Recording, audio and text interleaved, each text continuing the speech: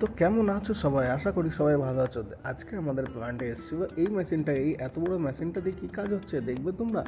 এই যে নিচে পড়ে আছে স্যালো, এই স্যালোগুলোতে আমাদের সিমেন্ট ভরা থাকে, আর এইগুলোতে থাকে 100 টন করে সিমেন্ট।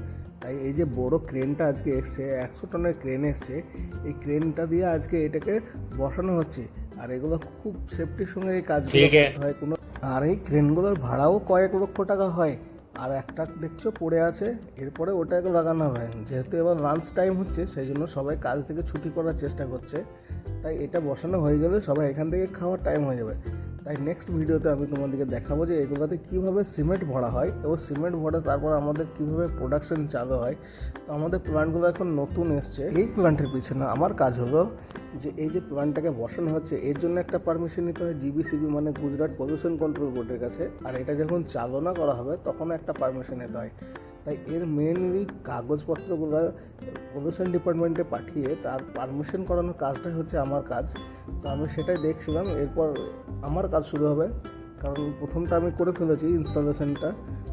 আমার দ্বিতীয় কাজ হচ্ছে এটা চালু হওয়ার আগে এর সমস্ত ডকুমেন্ট রেডি করা, আর পলিউশন কন্ট্রোল বোর্ড যে আছে তার কাছ থেকে পারমিশন নেওয়া। পারমিশন না দিলে ওরা কখনোই চালাতে